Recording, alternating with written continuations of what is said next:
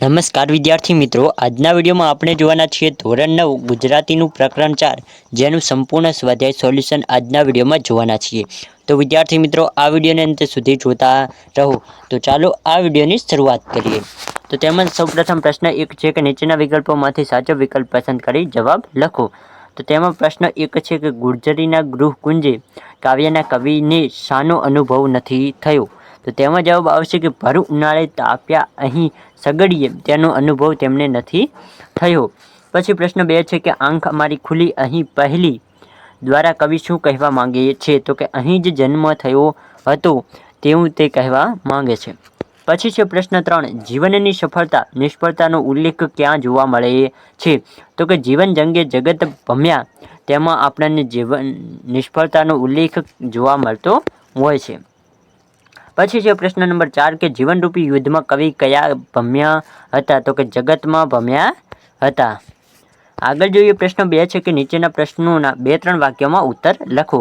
તો કે કવિનો પ્રારંભના જીવન માટેનો પહેલો અનુભવ શું હતો। તો કે કવિનો પ્રારંભના જીવનનો માટેનો પહેલો અનુભવ હતો કે ગુર્જરીના ગૃહકુંજે એમનો જન્મ થયો હતો। અહીં પાપા પગલી માંડી એમના યૌવનની વાદળી પણ અહીં જ વરસી હતી, એમનું યૌવન પણ અહીં જ પાંગર્યું હતું।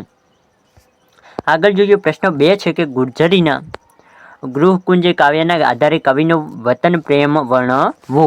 તો કે કવિનો જન્મ પણ અહીં જ થયો હતો અને તેમનું બાળપણ અહીં જ વીત્યું હતું।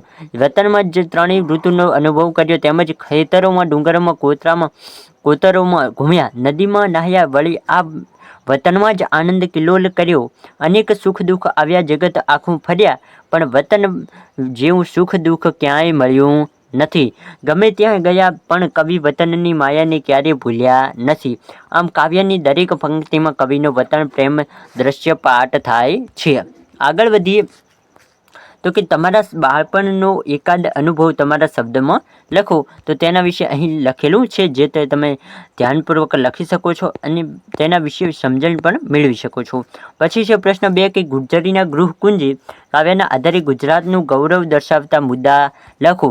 તો તેના વિશે પણ અહીં તમને સંપૂર્ણ માહિતી આપી છે, તો તમે આટલે સુધી સ્વાધ્યાય લખી શકો છો। પછી આગળ છે પ્રશ્ન 1 કે આંખ અમારી ખુલી અહીં પહેલી પગલી ભરી અહીં પહેલી અહીં અમારા યૌવન કરી વાદળીઓ વરસેલી। તો તેના વિશે તમારે સમજાવવાનું છે। તો અહીં કવિએ સમજાવેલું છે કે બાળક જન્મતાની સાથે આંખો ખોલીને ચારે તરફ જુએ છે। કવિનો જન્મ એમની જન્મભૂમિ ગુજરાતમાં જ થયો હતો, તેમણે અહીં જ પહેલી પગલી ભરી, અહીં જ એમનું બાળપણ વીત્યું।